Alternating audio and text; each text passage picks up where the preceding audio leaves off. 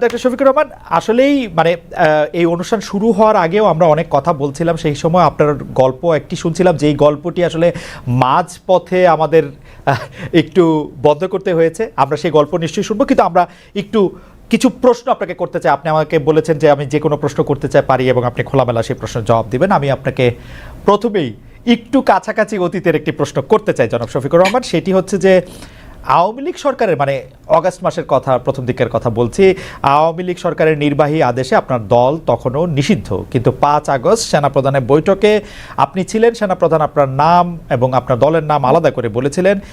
আমরা কি জানতে পারি সেনাবাহিনীর সাথে যোগাযোগ আপনার কবে থেকে শুরু হয়েছিল, বা আপনাদের কবে থেকে শুরু হয়েছিল? আপনাকে অনেক ধন্যবাদ এত চমৎকার একটা প্রশ্ন করার জন্য। এই সময়টা ছিল খুবই ক্রিটিক্যাল, এবং বাংলাদেশ ছিল একটা ক্রিটিক্যাল জাংশনে। তো আমি হঠাৎ করে 1:30টার দিকে আমি একটা ফোন পাই আমার একজন নিকট আত্মীয়, যিনি আগে সেনাবাহিনীতে চাকরি করতেন। তিনি আমাকে ফোন দিয়ে জিজ্ঞেস করলেন যে আপনি কোথায়। আমি বললাম যে আমি তো অমুক জায়গায় আছি। আপনাকে তো আমরা ট্রেস করতে পারছি না, অনেকক্ষণ ধরে আমরা খুঁজতেছি। সেনাপ্রধান এখানে রাজনৈতিক দলের নেতৃবৃন্দকে একটু ইনভাইট করেছেন, সাথে বোধহয় সিভিল সোসাইটিরও 2-1 জন থাকবেন। তা আমরা আপনাকে কিভাবে রিচ করতে পারি? আমি বললাম যে আমি তো অমুক লোকেশনে আছি, আর আজকের সিচুয়েশনটা তো সবার কাছে ক্লিয়ার, গাড়িগুলো চলছে কিনা আমি ঠিক ক্লিয়ার না, এখন কিভাবে আমি আসতে পারি আপনারাই বলুন। ওনারা বললো যে না, সবাইকেই আমরা গাড়ি প্রোভাইড করেছি, আপনার জন্য আমরা গাড়ি পাঠাবো, আমাদের গাড়িতেই আমরা নিয়ে আসবো। আমি বললাম ওয়েল, তাইলে আপনারা আসেন। লোকেশন দিলাম, ওনারা শুরু করলো। আনফরচুনেটলি ওনারা এয়ারপোর্ট রোডে বের হওয়ার পরেই একটা দুর্ঘটনা ঘটে গেল। ফলে এই জনস্রোতের মাঝে পড়ে একটা গাড়ি সেনাবাহিনীর ক্ষতিগ্রস্ত হয়ে গেল। এই অবস্থা দেখে তারা আবার ব্যাক করে চলে গেলেন ক্যান্টনমেন্টের ভিতরে। গিয়ে আমাকে বললেন যে আমরা তো ফেল করেছি, এখন কি করা যায়, সবাই তো আপনার জন্য অপেক্ষা করছে, বাকি সবাই এসে গেছে। আমি জিজ্ঞেস করলাম কে কে এসেছেন। বললেন যে বিএনপি নেতৃবৃন্দ এসেছেন, জাতীয় পার্টির নেতৃবৃন্দ এসেছেন, এবং আসিফ নজরুল সাহেব, অধ্যাপক আসিফ নজরুল সাহেব আছেন। আমি বললাম তাইলে আমি কি করতে পারি? ওনারা বললেন যে আমরাও তো কোনো সলিউশন পাচ্ছি না। আমি বললাম ওকে, আমি ট্রাই করি, আমি আপনাদের কচুক্ষেতের গেট দিয়ে একটু আসার চেষ্টা করি, দেখি কতদূর আমি সাকসেসফুল হতে পারি। আমি আমার একজন নিকটতম বন্ধুকে খবর দিলাম, উনি আসলো। উনি বললো যে আজকের দিনটা তো খুবই রিস্কি, আপনি এভাবে যাবেন কিনা? আমি বললাম যে দেখো, আমার জীবনের চেয়ে জাতির প্রয়োজনটা বেশি। যেহেতু সেনাপ্রধান অন্যান্যদেরকে ইনভাইট করেছেন, আমাদেরকেও ফিল করেছেন, তাকে অনার করা আমাদের দায়িত্ব। তো আলহামদুলিল্লাহ কিছু অসুবিধা হলে আমরা গিয়ে পৌঁছি। ততক্ষণে আপনি কি মিটিংটা শেষ হয়ে গেছে। জনাব শফিকুর রহমান, আমি যাওয়ার পরে আরো 2 জন আমাদের সাথে। আপনি কি 5 আগস্টের কথাটি বলছেন, তাই না? 5 আগস্টের কথা বলছেন? আমি 5 আগস্টের কথা। অর্থাৎ 5 আগস্টের আগে কি আপনাদের সাথে 5 আগস্টের আগে কি আপনাদের সাথে সেনাবাহিনীর কোনো যোগাযোগ? আগে ওনাদের সাথে তো আপনার না, আমি ওনাকে সরাসরি ফিজিক্যালি চিন্তা মনে হয়, এবং কোনো কথা। আপনার কাছে কি মনে হয় যে আপনার একটা নিষিদ্ধ রাজনৈতিক দল, ওনার কাছের লোকেরা, জনাব শফিকুর রহমান, আপনার কাছে কি মনে হয় যে আপনার একটা নিষিদ্ধ রাজনৈতিক দল, সেনাবাহিনী প্রধান আপনাদেরকে আমন্ত্রণ জানাচ্ছেন আলোচনা করার জন্য, সেটি আসলে মানে কতটা যৌক্তিক বা কতটা গ্রহণযোগ্য? আপনার কাছেও কি এটি খুব গ্রহণযোগ্য মনে হলো? আপনার কাছে মনে হয় না যে এটা একটা ট্র্যাপ হতে পারে, এটা অন্য জিনিস হতে পারে? কারণ আপনি তো আসলে একটি নিষিদ্ধ রাজনৈতিক দলের আমির তখনও। আমি আসলে এটা মোটেই মনে হয়নি, এবং আমি মনে করিও নি। আপনি এখন নিশ্চয়ই জানতে চাইবেন যে কেন আপনি মনে করলেন না। আমি মনে করি না এই কারণে, আপনি লক্ষ্য করবেন যে 1 আগস্ট যখন আমাদেরকে নিষিদ্ধ ঘোষণা করা হয়, তখন প্রেক্ষাপটটা কি ছিল? হঠাৎ করে বিনা মেঘে বজ্রপাতের মতো একটা ঘটনা উনি ঘটায় ফেললেন, তৎকালীন প্রধানমন্ত্রী। আমরা কিন্তু সাথে সাথে এটাকে রিজেক্ট করেছি, এবং আমাদের সাথে সংহতি প্রকাশ করে বাংলাদেশের বিরোধী দলের সকলেই, বিএনপি সহ সকলেই কিন্তু এটা নিন্দা জানিয়েছে, এবং তারাও এটাকে রিফিউজ করেছে যে এটা হলো ইস্যু ডাইভার্ট করার জন্য জাস্ট একটা কৌশল হিসেবে তারা ব্যবহার করেছে, এটাকে কেউ গ্রহণ করেনি। কাজে আমাকে যখন দাওয়াত দেওয়া হয়েছে, আমি এটা অস্বাভাবিক মনে করিনি। আমি মনে করেছি যে এটা জাতির প্রয়োজনে এবং আমাদের দলীয় দৃষ্টিভঙ্গি থেকে সবই ঠিক আছে, এটা আমাদের রায়, আমি মনে করেই গিয়ে। জনাব রহমান, আপনার কাছে কি মনে হয় যে এই সরকারের সাথে আপনার একটা নিবিড় সম্পর্ক রয়েছে? বা অনেকে এটাও বলে থাকেন যে আন্দোলনটি হয়েছে আওয়ামী লীগ সরকারের বিরুদ্ধে। অবশ্যই আওয়ামী লীগ সরকার ফেসিস্ট একটি সরকার ছিল, যে সরকার 15 বছর ধরে মানুষের গণতান্ত্রিক অধিকার হরণ করে রেখেছিল, কিন্তু এই সরকারের বিরুদ্ধে যে আন্দোলন হয়েছিল, সেই আন্দোলনে কি জামায়াত ইসলামের একটা বড় ভূমিকা ছিল? এই সরকার যারা এইটা করতে এসছে, তাদের কি আসলে, তাদের সাথে কি জামায়াত ইসলামের একটা অনেক নিবিড় সম্পর্ক রয়েছে? কেন আমি এই প্রশ্ন করছি একটু আমি বলে রাখি। আমরা কিন্তু দেখতে পাচ্ছি ঢাকা সহ, বা ঢাকায় মানে ঢাকা যদি আমি স্পেসিফিক আমরা কিছু নাম বলি, পাবলিক ইউনিভার্সিটিগুলির উপাচার্য পদে বা অন্যান্য অনেক কি পজিশনে যাদের নিয়োগ দেওয়া হচ্ছে, অনেকেই বলছে তারা আপনাদের লোক। এই সরকারের মধ্যে জামায়াতে ইসলামী সবচেয়ে বেশি ডালপালা মিলছে বা সবচেয়ে বেশি প্রভাব বিস্তার করছে এরকম দেখা যাচ্ছে, মনে হচ্ছে। ওয়েল, আপনি যেটা বলেছেন সেটা আমি এইভাবে দেখছি না। আমি দেখছি যে উপদেষ্টার মহোদয়দের সাথে আমাদের একদিনই কিন্তু ফর্মাল সিটিং হয়েছে। পার্সোনালি কারো কারোর সাথে সম্পর্ক আছে, তাদের সাথে হয়তো পার্সোনাল লেভেলে কথা হচ্ছে, কিন্তু ফর্মাল মিটিং আমাদের একদিনই হয়েছে। যেদিন প্রথমে বিএনপি কে ডাকা হয়েছিল, তারপরে আমাদেরকে, এরপরে অন্যান্য দলকে একত্রে ডাকা হয়েছিল। 3টা স্লটে তারা কনভারসেশন করেছিলেন বা ভিউজ এক্সচেঞ্জ করেছিলেন। তা আমরা সেখানে একটা কথা বলেছিলাম যে এখানে ব্যাপক সংস্কারের প্রয়োজন হবে। 15.5 বছরের অনেক জঞ্জাল সৃষ্টি হয়েছে, এটা তো ক্লিয়ার করা লাগবে। তা আমাদের কথা একটাই থাকবে যে আপনাদের দৃষ্টিতে যারা ইফিশিয়েন্ট, কম্পিটেন্ট এবং স্মার্ট এবং এই দায়িত্ব পালনে যারা সক্ষম, তাদেরকে আপনারা বিভিন্ন জায়গায় পদায়ন করবেন। আমরা কোনো নির্দিষ্ট নাম আপনাদের কাছে রেফার করতে চাইনি। এটা আপনাদের নিরপেক্ষ বিবেচনার উপর, বিবেকের উপর আমরা ছেড়ে দিলাম। আর যারা এখানে নিয়োগ পাচ্ছেন, কোনো শিক্ষককে আমরা বা অন্য কোনো দলের এইভাবে আমি আসলে কালার করতে একেবারে মোটেই রাজি না। কারণ শিক্ষক শিক্ষকই, তার মর্যাদা সকল ছাত্রের কাছে, তার পরিচয়, তিনি একজন শিক্ষক। সেই হিসাবে তাকে যদি কোনো দলীয় রূপ দেওয়া হয়, তাহলে এটা তাদের প্রতি জাস্টিসও হয় না, আর তারা দায়িত্ব পালনেও সেই রকম সক্ষম হবেন না। এই জন্য এই বিষয়টাকে কে কিভাবে দেখছেন আমরা জানি না, কিন্তু আমরা এইভাবে দেখছি। ওকে, আপনারা কি তাহলে শিক্ষককে আপনারা শিক্ষকই বলতে চাইছেন? আমি জাস্ট এক লাইনে জানতে চাইতেছি, আওয়ামী লীগও যাদেরকে নিয়োগ দিয়েছিল তারা তো শিক্ষকই ছিলেন, কিন্তু তাদের কিন্তু আমরা দেশব্যাপী, রাষ্ট্রব্যাপী বিভিন্ন জায়গায় বিভিন্ন অমর্যাদা হতে দেখেছি। তাদেরকে পদত্যাগ করতে বাধ্য করা হয়েছে, তাদেরকে বিভিন্ন ধরনের লাঞ্ছনা বা গঞ্জনার মধ্যে দিয়ে যেতে হয়েছে। সেটা আপনি আসলে কিভাবে দেখেছেন? জামাত ইসলাম কিভাবে দেখেছেন? আমি কিভাবে দেখছি সেটা একটা ইম্পর্টেন্ট প্রশ্ন। যারা শিক্ষক হিসেবে তখন বিভিন্ন পদে দায়িত্ব পালন করছিলেন, কেউ বিসি ছিলেন, কেউ প্রো বিসি ছিলেন, প্রক্টর ছিলেন, অ্যাসিস্ট্যান্ট প্রক্টর ছিলেন, প্রভোস্ট ছিলেন, এই ধরনের বিভিন্ন বিশ্ববিদ্যালয়ে যে কাঠামোটা থাকে, প্রশাসনিক কাঠামো। কিন্তু আমরা সেখানে কি দেখলাম? আমরা সেখানে দেখলাম যে বছরের পর বছর সেখানে একটা ছাত্র সংগঠন দাপিয়ে বেড়াচ্ছে, সবকিছুতে গণরুম সৃষ্টি করেছে, মানুষ পিটিয়ে মারছে, ঠান্ডার মধ্যে রেখে দিয়েছে ফেলে। সেখানে সে নিউমোনিয়া আক্রান্ত হয়ে একটা ছেলে ঢাকা বিশ্ববিদ্যালয়ের মারা গেল। তারপরে বুয়েটের আবরারের যে ঘটনা, অত্যন্ত নৃশংস ঘটনা। সেই ক্ষেত্রে আমরা কিন্তু শিক্ষকদের কাছে যা আশা করি সেই পারফরমেন্সটা তারা কিন্তু তখন করেন। কিন্তু তারপরেও আমি বলবো যে শিক্ষকের অমর্যাদা এটা কোনোভাবেই হওয়া উচিত নয়। তার আলটিমেট পরিচয় তিনি একজন শিক্ষক। তিনি যদি তার কার্যকলাপের কারণে তার নিজের শিক্ষার মর্যাদা নষ্ট করেও থাকেন, তবুও শিক্ষককে কেউ অমর্যাদা করুক, এটা আমাদের মোটেই পছন্দ না। আচ্ছা, আমি একটু আবার অনেক বিষয় নিয়ে আপনার সাথে কথা বলতে হবে। আমরা অনেকে, মানে আপনি এসেছেন বলে অনেকে আমাদের অনুষ্ঠান দেখছেন, সেজন্য আপনি আমার তাড়াহুড়াকে একটু ক্ষমাসুন্দর দৃষ্টিতে দেখবেন, কিন্তু অনেক বিষয় নিয়ে আপনাকে প্রশ্ন করতে হবে, অনেক বিষয় আমাদের জানার আছে। আমি একটু আপনার গঠনতন্ত্র থেকে, জামাত ইসলামের গঠনতন্ত্র থেকে একটু পড়ি। জামাত ইসলামের গঠনতন্ত্রের 6 বলছে যে কেবল আল্লাহ তাআলার বিধানকেই একমাত্র হিদায়াত হিসেবে মানিয়া লইবে এবং আল্লাহ তাআলার দেয়া শরীয়তের বিপরীত যাবতীয় নিয়মনীতি এবং পন্থা পদ্ধতিকে প্রত্যাখ্যান করিবে, মানে জামাত ইসলামের একজন সদস্য। তো আমরা যদি ধরে নেই জামাত ইসলামী একটা ইসলামী শরীয়তের বিপরীত নয় এমন একটা শাসন ব্যবস্থা বা এমন একটা রাষ্ট্র ব্যবস্থা কামনা করে বা আশা করে, তাহলে সেটা আসলে কার মডেল বা কোন পৃথিবীর আর কোন দেশের আদলে? মানে এটা কি পাকিস্তানের আদলে, এইটা কি সৌদি আরবের আদলে, এটা কি ইরানের আদলে, এটা কিসের আদলে আসলে? আসলে দেখেন, আল্লাহ তাআলার বিধান হলো আল্লাহর সৃষ্টির জন্য। আল্লাহ তাআলা মানুষকে শুধু সৃষ্টি করে নাই, তিনি সমস্ত সৃষ্টির স্রষ্টা। সেই স্রষ্টার পক্ষ থেকে যে বিধানটা আসে সেটা হলো ব্যালেন্সড এবং সবার জন্য উপকারী। আল্লাহ তাআলার কোরআনের অ্যাড্রেস হচ্ছে ইয়া আইয়ুহান নাস, হে মানব জাতি। এটা দিয়ে আল্লাহ তাআলা কোরআনে অ্যাড্রেস করেছেন, এবং তার নবীকেও তিনি মানব জাতিরই শুধু নেতা রাখেন নাই, তিনি সমস্ত সৃষ্টির উপরে একটা রহমত স্বরূপ বলেছেন।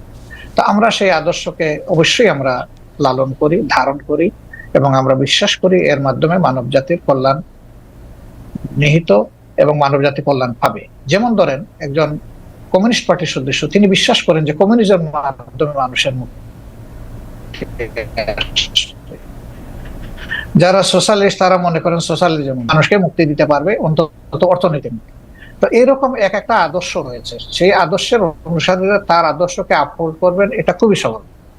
আমরাও সেই দিক থেকেই করি। এখন আপনার প্রশ্ন হলো যে এটা কি পাকিস্তান মডেল হবে নাকি অন্য কোনো দেশের মডেল হবে? না, এটা আল্লাহ তাআলা স্রষ্টা আর তার মেসেঞ্জার যারা ছিলেন, শুধু মুহাম্মদ সাল্লাল্লাহু আলাইহি ওয়াসাল্লাম না, এর আগেও যারা পয়গম্বর এসেছেন বা প্রফেট সাল্লাল্লাহু আলাইহি সাল্লামরা যারা এসেছেন, তারা তাদের যে মডেল, আমরা ওই মডেলটাকেই আমরা অনুসরণ তো করি। ডক্টর কিন্তু রহমান, সবার মডেলটা দুনিয়ায় এখন বাস্তবে নেই। আছে মুহাম্মদুর রাসূলুল্লাহ সাল্লাল্লাহু আলাইহি ওয়াসাল্লামের মডেলটাই বাস্তবে তো আছে। ডক্টর রহমান আপনার সেটা কাছে হচ্ছে মদিনায়, জি ডক্টর রহমান আপনার সরি কাছে আমি একটু শেষ করি। জি জি please। মদিনা কেন্দ্রিক যে শাসন ব্যবস্থা ছিল, সেই শাসন ব্যবস্থায় সকল দল ধর্মের মানুষের নিরাপত্তা সকল দিক থেকে, তার জানের মালের ইজ্জতের নিরাপত্তা নিশ্চিত হয়েছিল। তা আমরা সেই মডেলটাকেই মনে করি উপকারী মডেল। ওকে, ডক্টর রহমান আপনার কাছে কি মনে হয় না যে আপনি মানে মদিনার পরে এটি আর কোনো দেশে কার্যকর হয়েছে, কোনো একটি মডেল হয়েছে, সেরকম কি আপনার কোনো কিছু একটা মনে হয় যে এইটা আমরা উদাহরণ হিসেবে নিতে পারি কোনো আরব বিশ্বে, কোনো মুসলিম বিশ্বে, কোনো মুসলিম? দেখেন, দুইজন মানুষ যেমন হুবহু সমান হয় না, ঠিক দুইটা সভ্যতা হুবহু সমান আমি পাবো না। হয় হচ্ছে উন্নত হবে, না হয় একটু অবনত হবে। রাইট। তো পরবর্তী পর্যায়ে আমরা যদি উসমানিয়া সভ্যতার কথাটা ধরি, সেটা দুনিয়ার বহু জায়গায় বিস্তৃত ছিল, এবং এটা 1 বছর 2 বছর 1 দশক 2 দশক না, বরঞ্চ শতকের পর শতক ছিল। সেখানে মুসলমানরা সংখ্যালঘিষ্ঠ ছিল, বিভিন্ন দেশ যেগুলো শাসন করেছে, এখন তার স্মৃতি পাথরগুলা রয়ে গেছে দুনিয়ার বিভিন্ন জায়গায়। তো তারা সেদিন যে নৈতিকতার বলে শাসন করেছিলেন, মানুষকে সুশাসন উপহার দিয়েছিলেন, এই জন্য মানুষও তাদেরকে এইভাবে মেনে নিয়েছিল। শুধুমাত্র তলোয়ার আর বন্দুকের জুড়ে কিন্তু তাদের এই বিস্তৃতি ঘটেনি, ঘটেছিল তাদের গুণাবলীর কারণ, এবং সেই গুণাবলী তারা কোরআন সুন্নাহর গুণাবলী ধারণ করেছেন বলেই বিশ্বকে তারা শান্তির দিকে নিয়ে যেতে পেরেছিলেন, এবং মানুষও তাদেরকে আনন্দ চিত্তে। কোরআন সুন্নাহর কিন্তু যুগের ব্যবধানে সেখানে যখন পরিবর্তন বা বিকৃতি আসলো, তখনই মানুষও ক্ষতিগ্রস্ত হলো, এই শাসন ব্যবস্থাও ক্ষতিগ্রস্ত হলো। কোরআন সুন্নাহর গুণাবলীর কথা আপনি বলছিলেন, কিন্তু আমরা কিন্তু বাংলাদেশে দেখতে পাই আপনারাই একমাত্র ইসলামিক দল নন, আরও অনেক ইসলামিক আদর্শের প্রতিষ্ঠান রয়েছে, দল রয়েছে, মতবাদ রয়েছে, তাদের কেউ কেউ সাথে আপনাদের বিরোধ রয়েছে। আমরা কি করে বুঝবো যে জামাতে ইসলামী প্রকৃত কোরআন বা রসুলের দেওয়া শরীয়তের অনুসারী? সেটা আমরা কিভাবে নিশ্চিত হব? কারণ এরকম অনেকে আছে যারা খালেদ মহিউদ্দিন, আপনি দেখেন যে আপনার ঘরে কিন্তু, জি বলেন, আপনার পরিবারে আপনি একমাত্র সদস্য নন, রাইট? আমি আশা করছি যে সেখানে আপনার মিসেস আছেন, আপনার ছেলেমেয়েরা আছে, এই 4-5 যারা আছে তাদের মত কিন্তু সব ব্যাপারে যে এক হয়ে যায় বিষয়টা এমন না, কিন্তু তারপরে পরিবার কিন্তু চলে, পরিবার কিন্তু ভেঙে যায় না। মতের ভিন্নতা থাকবে, এটাও একটা সৌন্দর্য, এবং ভিন্নতা যখন থাকে তখন অনেক কিছু ডাইভার্সিটি চিন্তা করার সুযোগ থাকে। আমাদের মধ্যেও সেই রকম ভিন্নতা আছে, এটা সকল ধর্মেই আছে, এই ভিন্নতা সকল ধর্মে আছে। আচ্ছা, এটাকে বড় কোনো ম্যাটার হিসাবে আমরা দেখি না। তবে যারা ট্রুলি মানে ইসলামের ফলোয়ার, তারা এক কোরআন মানেন, এক আল্লাহ মানেন, এক রসুল মানেন, এই 3 জায়গায় তাদের কোনো মানে দ্বিমত নাই। সুতরাং মতের মূল জায়গাটা ঠিক আছে, বাকি জায়গাগুলা খুঁটিনাটি একটু এদিক সেদিক হতেই পারে, এটা কোনো বড় ব্যাপার না। আচ্ছা, আমরা যদি এই প্রশ্নটা এইভাবে এখন আনি যে 5 আগস্টের পরে সংখ্যালঘু সম্প্রদায় আক্রান্ত হয়েছে, পরে মাদ্রাসার ছাত্রদের মন্দির পাহারা দিতে হয়েছে, সম্প্রতি আবার মাজার ভাঙার ঘটনা হচ্ছে, সম্প্রতি বলতে 1-2 সপ্তাহের মধ্যে মাজার ভাঙার ঘটনা ঘটেছে, দরবার আক্রমণ করা হচ্ছে তৌহিদি জনতার কথা বলে। এই তৌহিদি জনতার বিষয়ে জামায়াতের অবস্থান আসলে কি? দরবার, পীর, ওরস, মাহফিল, সুফিবাদ, জামাতের একজন নেতা বা কর্মী ব্যক্তিগতভাবে এসব চর্চায় থাকতে পারে কিনা, অংশ নিতে পারবে কিনা? আমাদের দৃষ্টিভঙ্গি পরিষ্কার, এবং আমাদের দৃষ্টিভঙ্গি এটা নিজস্ব নয়, এটা কোরআনের দেওয়া দৃষ্টিভঙ্গি। সেটা হচ্ছে লা ইকরাহা ফিদ-দীন, দিনের ব্যাপারে কোনো বাড়াবাড়ি চলবে না। এখন কোনো মানুষের উপরে কারো আদর্শ চিন্তাধারা চাপায় দেওয়ার কোনো অবকাশ নেই। মানুষের মনোজগতে যখন পরিবর্তন আসবে, মানুষ যখন নির্দিষ্ট কোনো আদর্শকে ধারণ করবে, তখনই সেই আদর্শ কেবল বিজয় লাভ করতে পারে। এটি তার নৈতিক বিজয়, এটি তার প্রশাসনিক বিজয়, এবং এটি তার রাজনৈতিক বিজয়। তা আমরা এই ধরনের কার্যকলাপের কখনো সমর্থক নই, এবং আমরা সমর্থন করব না। আর যেটা বলেছেন যে মসজিদ আক্রান্ত হওয়ার পরে পাহারা, না, এই কথাটা ঠিক না ভাই। প্রথম 3 দিন কিন্তু বাংলাদেশে কোনো সরকার ছিল না। তা আমি মাঝে মাঝে বলতাম যে এখন প্রকৃত জনগণের সরকার চলতেছে। আমরা কিন্তু দ্বিতীয় দিন সকালবেলা থেকে সকল মন্দির পাহারা দেওয়া শুরু। মন্দির পাহারা দিচ্ছেন আপনার, সেটি আমরা দেখছি, কিন্তু মাজার আক্রমণ সম্পর্কে বা মাজার ভেঙে ফেলা, তারপরে হচ্ছে দরবার আক্রমণ করা, সেগুলি সম্পর্কে পীর, ওরস, মাহফিল, সেগুলি না, আমরা এগুলা জোর করে কোনো কিছু প্রয়োগ করা, এটা আমরা পছন্দ করি না, এবং কারোই কোনো ব্যাপারে আইন হাতে তুলে নেওয়াকে আমরা সমর্থন করি না। জনাব শফিকুর রহমান, আপনি কি জানেন যে জনাব শফিকুর রহমান আপনি কি জানেন কিছু মাজার দরবার এগুলিকে আক্রমণ করা হয়েছে? আমরা এগুলা জানি না এমন না, আমরা জানি, কিন্তু জামাত ইসলামী তার অবস্থান জানায় না, এগুলার প্রতিবাদও করি যখন যেটা আমরা উপযুক্ত মনে করি। জামাত ইসলামী কি আমরা এগুলা কখনো সমর্থন করি নাই, কখনো সমর্থন করব না। সমর্থন না করলেও আপনারা প্রতিবাদ কি করেছেন?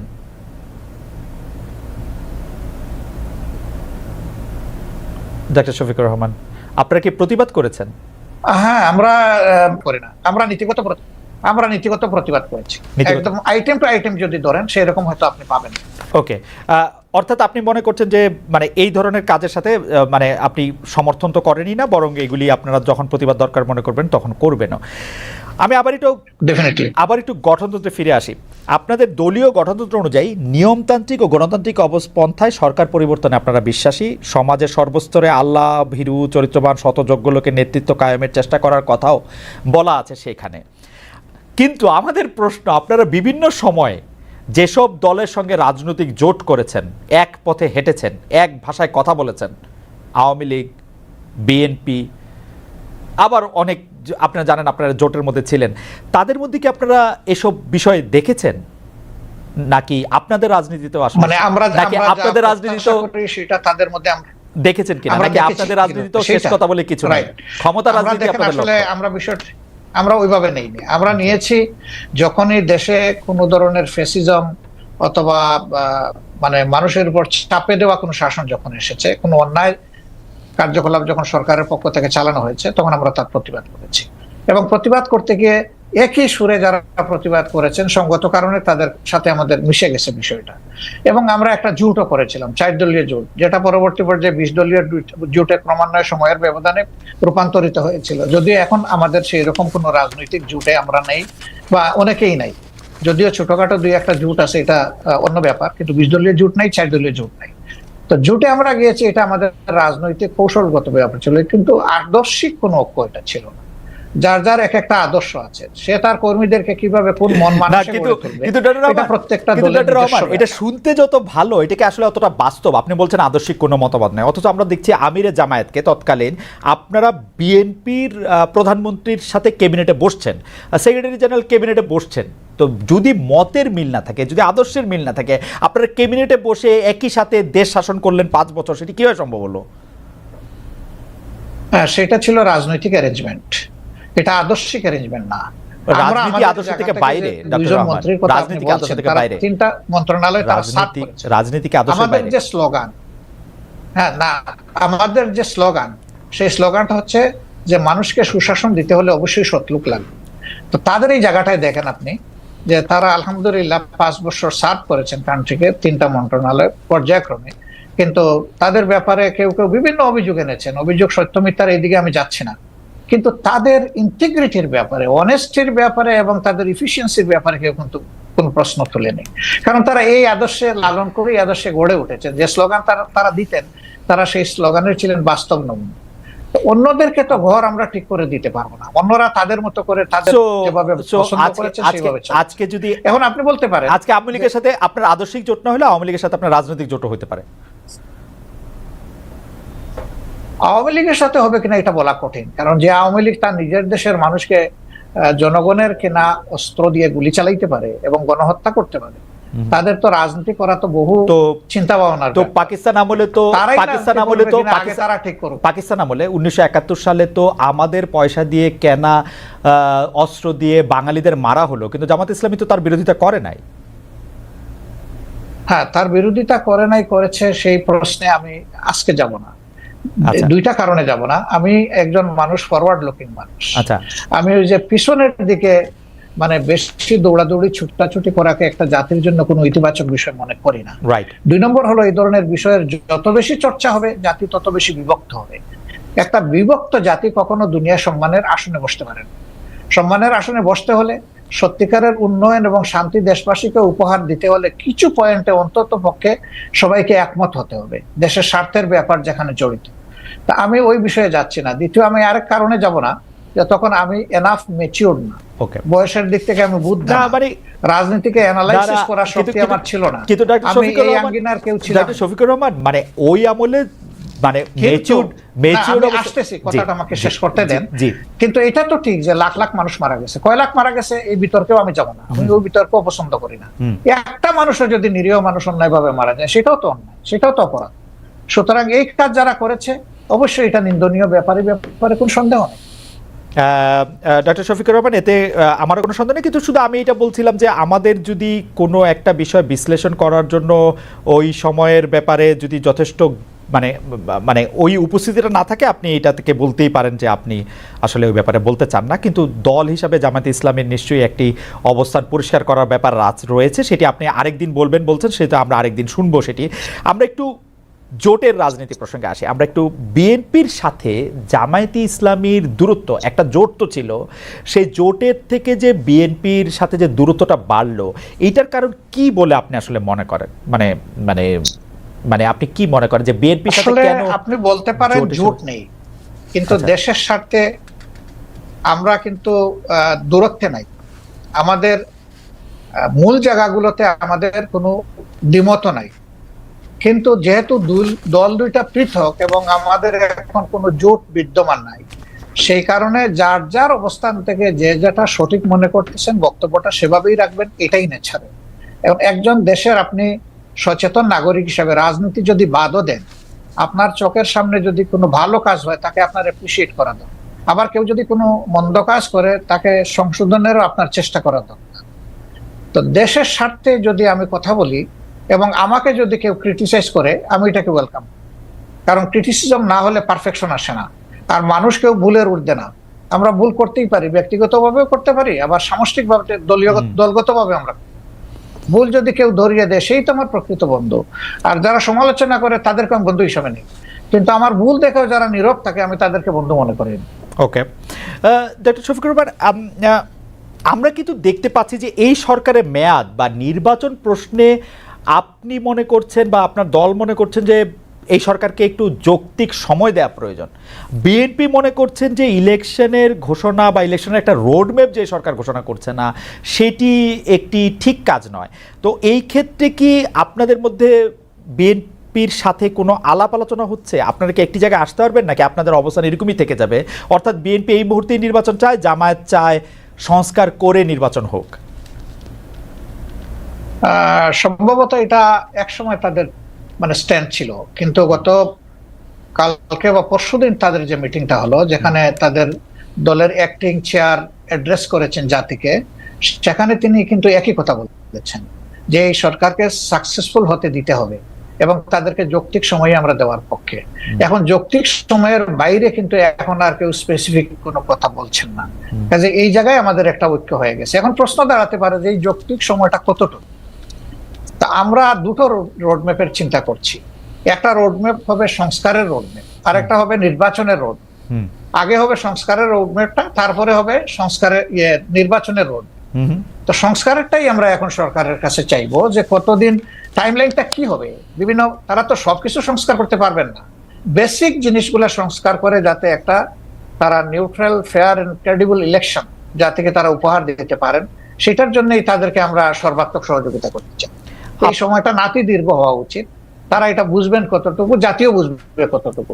ঠিক টাইমটা মাত্র 1.5 মাস যায়নি তো এখনো, এই 23 তারিখ 1.5 মাস হবে। আমরা একটু অবজার্ভ করছি, একটু সময় নিচ্ছি। ওকে, নির্বাচন সংস্কারের প্রসঙ্গটা আমরা একটু পরে আসি, বা আপনি যখন বলবেন তখন বলতেই পারেন। সংবিধান সংস্কারের প্রসঙ্গে আমি আপনার কাছে জানতে চাইতে পারি যে আপনাদের গঠনতন্ত্র পড়ে আমি যতটুকু বুঝেছি বা আপনাদের কথা শুনে আমি যতটুকু বুঝেছি যে আপনারা আসলে কোরআন এবং রসুলের বাণী ছাড়া অন্য কোনোভাবে অন্য কোনো কিছুই আপনারা মানে আপনাদেরকে পড়লে আরেকটু পরিষ্কার হবে যে, আবারও বলি, কেবল আল্লাহ তাআলার বিধানকেই একমাত্র হিদায়াত হিসেবে মানিয়ে নেওয়া, আল্লাহ তাআলার দেওয়া শরীয়তের বিপরীতে যাবতীয় নিয়ম নীতি পন্থা পদ্ধতিকে প্রত্যাখ্যান করা। এখনকার যে গণতান্ত্রিক সিস্টেম, সংবিধানের সিস্টেম, সেটা তো অনেকটা ওয়েস্টার্ন ডেমোক্রেসি বা যেটাকে আমরা বলি যে ওয়েস্টমিনিস্টার ডেমোক্রেসি, সেইটার আদলে অনেকখানি করা। তো সেইটা কি আপনাদের সাথে সাংঘর্ষিক না? আপনারা যদি এটা পরিবর্তন করেন আপনাদের মতের সাথে আর কি? না, মোটেই না। এটা যদি আপনি পরিবর্তন করেন তাহলে কি আপনাদের মতো করে সংবিধান পরিবর্তন হবে না কি? না, আমি আগেই বলেছি যে প্রত্যেকটা দলের এক একটা আদর্শ থাকবে, এটা খুবই স্বাভাবিক। একটা পলিটিক্যাল আইডিওলজি তার থাকবে, সবার আছে। সংবিধানটা কেমন যে হবে? যারটা ভেন্টিলেট করবে। Democracy itself not a ism, এটা একটা প্রসেস। আপনি ইজমে যাবেন, মানুষের কাছে আপনার প্রোডাক্ট আপনি ফ্লোট করবেন, আপনার বক্তব্য আপনি তুলে ধরবেন, আপনার আদর্শ আপনি তুলে ধরবেন। বেশিরভাগ জনগণ যখন আপনার আদর্শকে সাপোর্ট করবে, তখন স্বাভাবিক কারণেই বুঝতে হবে যে এই দেশের মানুষ এটাই চাচ্ছে, যে আদর্শটাই চান। ওকে, আমার আদর্শ যতদিন পর্যন্ত বেশিরভাগ মানুষ সাপোর্ট করবে না, আমাকে ধৈর্য ধরেই সেই পথে থাকতে হবে। ইসলামের ডেমোক্রেসির জায়গাটা কেমন? মানে ইসলাম কি, আপনি মদিনার কথা বলছিলেন, আমাদের রসুল সাল্লাল্লাহু আলাইহি ইসলাম বা তার পরে যেসব খলিফা অন্তত 4জন 5জন যেভাবে নির্বাচিত হয়েছিলেন বা যেভাবে ইয়েতে বসছিলেন, সেটি কি গণতান্ত্রিক উপায়ে নির্বাচিত হয়েছিলেন তারা? অবশ্যই, অবশ্যই। তারা তখন যারা মানে সমাজে মতামত দেওয়ার মতো সেই পর্যায়ের লোক ছিলেন, তাদের সকলকে নিয়ে তারা বসেছেন মসজিদে নববীতে অথবা অন্য কোনো জায়গায় বসে, তাদের অধিকাংশের মতের ভিত্তিতেই অ্যাপয়েন্টমেন্ট গুলো হয়েছে। আপনি তাই মনে করছেন? তাই মনে করছেন, এটাই ফ্যাক্ট, এটাই হিস্ট্রি। তারপরে যখন আব্বাসীয় উমাইয়া বা ওসমানিয়ারা দেখেন আমাদের দেশে, জি না সেটা তো আমি খেলাফতে নিচ্ছি না, আমি খেলাফতের যুগটা বলতেছি। এরপরে ধরেন যখন হলো, এই খলিফা যখন কেউ হয়ে গেলেন, তিনি কিন্তু অ্যাবাভ অল ইন অল হইতে পারলেন না। এই ধরনের বহু ঘটনা আছে, আমি এখন কথা লম্বা হবে সেই উদাহরণ আমি দিচ্ছি না, বহু ঘটনা। মানুষ সেখানে হাইলি ডেমোক্রেটিক রাইট এক্সারসাইজ করেছে, আলহামদুলিল্লাহ। আচ্ছা, এটা যদি আমি বাংলাদেশের ক্ষেত্রে এইটাকে একটু বলি, যে আপনাদের গঠনতন্ত্রে ইসলাম প্রচার, ইসলামের দাওয়াত, ব্যক্তি জীবনে ইসলাম চর্চার বিষয়টি নিয়ে বারবার বলা হয়েছে। এক্ষেত্রে বাংলাদেশের অমুসলিম নাগরিকদের জন্য বা যারা ইসলাম বিশ্বাস করবে না তাদের জন্য জামাতে ইসলামী রাজনীতি করার সুযোগটা আপনি কেমন দেখেন? আদৌ কোনো সুযোগ আছে কিনা? আমি পড়ছিলাম গঠনতন্ত্র, সেখানে আমি দেখতে পাচ্ছিলাম যে তারা সকল কিছু মেনে নিলে বড়জোর সহযোগী সদস্য হতে পারবেন। এটা বাংলাদেশের সংবিধানের সাথে সাংঘর্ষিক হবে না? বাংলাদেশের সংবিধান বলছে সবার জন্য অধিকার সমান হবে, কিন্তু আপনারা বলছেন যে মানে তারা আসলে একটা নির্দিষ্ট পর্যায় পর্যন্ত শুধু যেতে পারবে। এইটাকে আপনি একটু সাংঘর্ষিক মনে করেন? এটা আপনার একটা ভাইটাল কোয়েশ্চেন, অবশ্যই গুরুত্বপূর্ণ প্রশ্ন।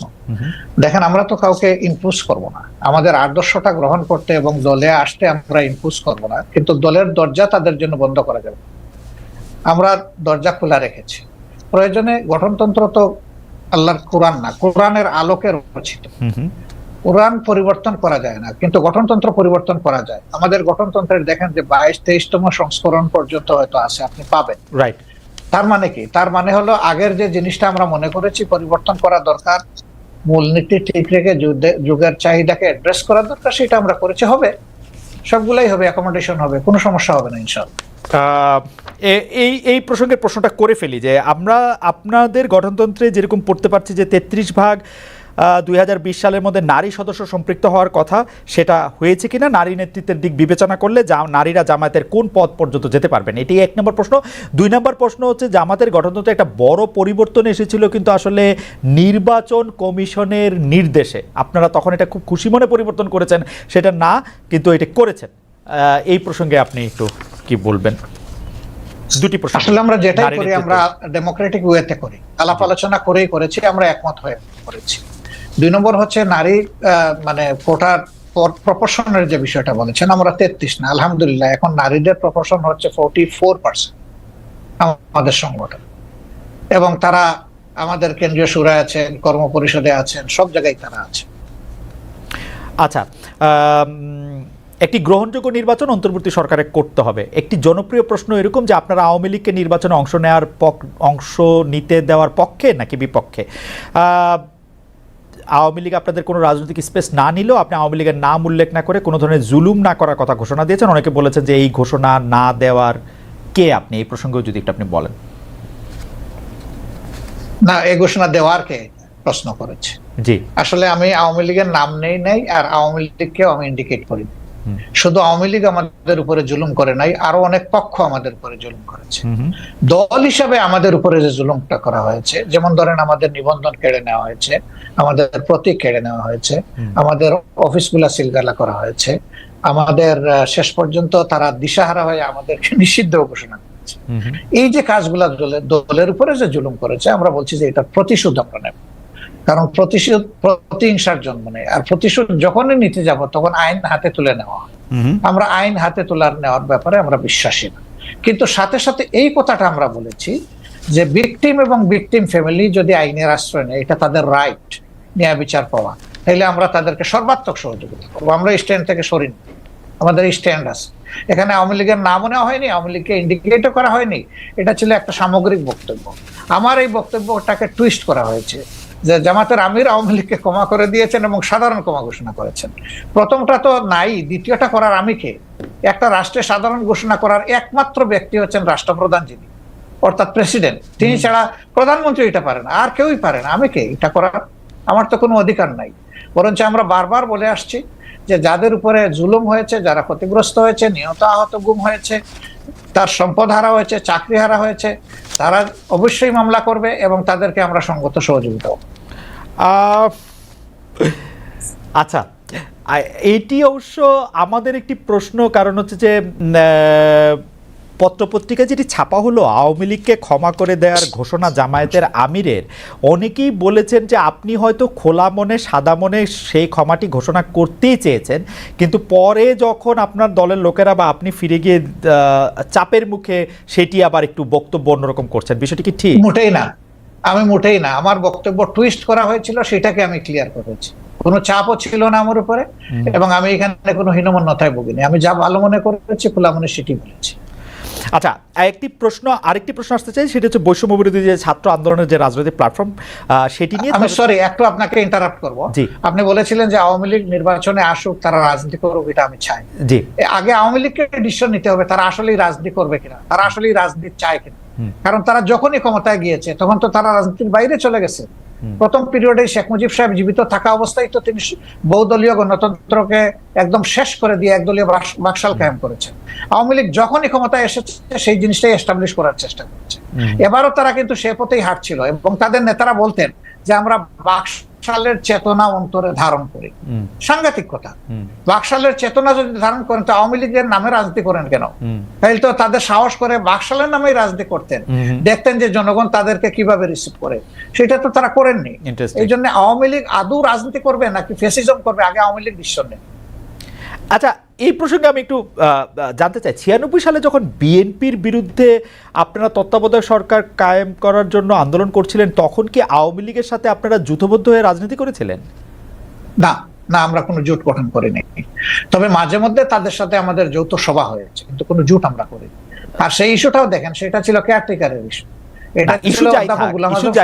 আগামীতে যদি আরো একটি যৌক্তিক ইস্যু আপনাদের সামনে আসে, আপনারা আওয়ামী লীগকে সাথে নিয়ে এরকম করবেন কিনা? না, আমরা আওয়ামী লীগকে সাথে নেইনি। আওয়ামী লীগ আমাদের ইস্যুতে এসে পরে শরিক হয়েছে, এবং শরিক হইতে গিয়ে তারা আমাদের ইস্যু হাইজ্যাক করতে চাইলেন। স্বয়ং শেখ হাসিনা বলে ফেললেন যে এটা তার মানুষ, মানে তার ব্রেইনের প্রোডাক্ট, ব্রেইন চাইল্ড এই কেয়ারটেকার সরকার। মানুষ আসলো এটা নিয়ে যে এর 2 বছর আগে জামাত ইসলামের পক্ষ থেকে Abbas Ali Khan on behalf of professor Golam Azam, তিনি কিন্তু এই কেয়ারটেকারের ফর্মুলা জাতির সামনে উত্থাপন করেছিলেন একটা জনসভার মাধ্যমে। আওয়ামী লীগ 2 বছর পরে এসে বলে যে এটা তাদের আবেগ। আমরা হাসলাম। আওয়ামী লীগের এইরকম ক্রেডিট হাইজ্যাক করার আরো বহু ইতিহাস আছে, সেটা বলতে গেলে অনেক সময় লাগবে। এটি আসলে উনার বক্তব্য নয়, বা উনার বক্তব্যকে একটু মোচড় দেওয়া হয়েছে, যেটি ডক্টর শফিকুর রহমান একটু না, ভালোই মোচড় দেওয়া হয়েছে, একটু না। কিন্তু এটি সবাই দলবদ্ধভাবে এই মোচড়টি কেন দিল বা দিতে পারলো বলে আপনার মনে হয় ডক্টর শফিকুর রহমান? আমাদেরকে সবাই খুব ভালোবাসে, তো এই জন্য আমাদের নিয়ে কসলাইতেও ভালোবাসে। আপনাদের সবাইকে ভালোবাসে, কসলাইতেও ভালোবাসে। আচ্ছা, এইটি একটু জানতে চাইবো যে আপনার কাছে, যে বৈষম্য বিরোধী ছাত্র আন্দোলন রাজনৈতিক প্ল্যাটফর্ম জাতীয় নাগরিক কমিটি গঠন করেছে। আপনি জানেন যে সমন্বয়কেরা জেলায় জেলায় মত বিনিময় সভা করছেন, তারা রাজনৈতিক দল প্রতিষ্ঠার দিকেই যাচ্ছেন বলে মনে হচ্ছে। বিএনপি এর মধ্যে বিষয়টি স্পষ্ট করেছে যে তারা এটি ভালোভাবে দেখছে না। আপনাদের দল কিভাবে দেখছে? আসলে তারা এখনো বলে নাই যে তারা দল গঠন, একবার বলেছিল 2 মাসের মাঝে একটা দল গঠন করবে। পরবর্তী পর্যায়ে তাদের সমন্বয়করা আবার বলেছে যে না, এরকম কোনো সিদ্ধান্ত আমরা নেইনি। আর নাগরিক কমিটি গঠনের ব্যাপারে তারা উদ্দেশ্য বলেছে যে আমরা এটা কোনো দল নয়, কোনো রাজনীতির প্ল্যাটফর্ম নয়, বরঞ্চ সরকারকে বিভিন্ন দিক থেকে আমরা একটা প্রেসার গ্রুপ হিসাবে কাজ করব, যাতে কোনো সরকার ডাইনেভাবে ডেভিয়েট হতে না পারে। তারা যদি এতটুকুতে থাকে তাইলে আমার কোনো মন্তব্য নাই। আপনি যদিও বলেছেন, কিন্তু আপনাকে পেলাম বলে প্রশ্ন করেই রাখি, বাংলাদেশের জাতীয় সঙ্গীত নিয়ে আপনার অবস্থান, কিংবা আপনি কি মনে করেন, কি মনে করছেন থাকা উচিত? একেবারেই স্পষ্ট। জি, আপনার এই সময় একটা প্রশ্ন এসেছে বলে নিশ্চয়ই আপনি এই প্রশ্ন করছেন। জি, আমরা সাথে সাথেই কিন্তু আমাদের পক্ষ থেকে এটা ক্লারিফাই করেছি এবং আশা করি আপনি সেটা জানেন। আচ্ছা, আপনি যদি দর্শকদের উদ্দেশ্যে আবার একটু বলে দিতেন, দর্শকদের অনেকেই প্রশ্ন না, আমরা যেটা বলেছি যে একজন সাবেক সেনা অফিসার, ঊর্ধ্বতন সেনা অফিসার, তিনি 8 বছর তিনি আয়নাগরে ছিলেন, মজলুম ছিলেন।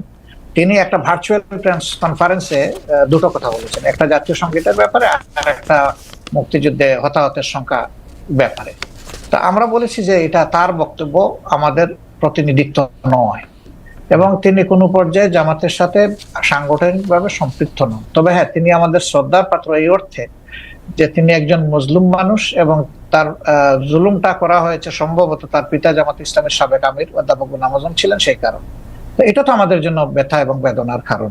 এটা আমি না শুধু, এটা গোটা জাতির অনেকেই তার ব্যাপারে সমবেতি বা ইয়ে করে, কিন্তু আমরা এটা পরিষ্কার করেছি যে তার বক্তব্য জামাত ইসলামের বক্তব্য নয়। ডক্টর শফিকুর রহমান, 2013 সালে গণজাগরণ মঞ্চ, পরে আবার তাদের বিপরীতে হেফাজত ইসলামী মাঠে নামে শাপলা চত্বরে সরকারের পতনের আন্দোলন, আওয়ামী লীগ সরকার কোনো মতে ঠেকায়, পরে আবার আওয়ামী লীগ সরকারের হেফাজতের মধ্যে এক ধরনের একটা বোঝাপড়া হয়, শেখ হাসিনা ইভেনচুয়ালি কওমি জননী উপাধি লাভ করেন, সরকারের মডেল মসজিদ নির্মাণ, কওমি সার্টিফিকেটকে এম এর সমতুল্য বলা, এগুলিকে আপনি কিভাবে দেখেছেন, কিভাবে দেখেন হেফাজতে ইসলামের সাথে বা হেফাজতে ইসলামের এই কার্যক্রমকে জামাতে ইসলামী কিভাবে দেখে? আমি তৎকালীন সরকারের আচরণকে নিষ্ঠুর রসিকতা হিসাবে দেখি, নিষ্ঠুর রসিকতা। আর কিছু কি একটু ব্যাখ্যা করবেন বা একটু বলবেন যে কেন নিষ্ঠুর রসিকতা দেখেন? তারা সরকারের আচরণকে একদিকে যেমন তাদেরকে সার্টিফিকেটের রিকগনিশন দিয়েছেন, জি, তাদের একজন কওমি জননী বানিয়েছেন শেখ হাসিনাকে, এটা সমস্ত কওমি অঙ্গনের লোকদের বক্তব্য না। এবং যে মিটিং এ এই সরওয়ার্দী উদ্যানে এটা করা হয়েছে, সেখানে কিন্তু দেশের খ্যাতনামা প্রবীণ আলিমরা বলতে গেলে জানি নাই, তারা বহু চেষ্টা করা হয়েছে, চাপ দেওয়া হয়েছে, তারা সেখানে অংশগ্রহণ করেন নাই।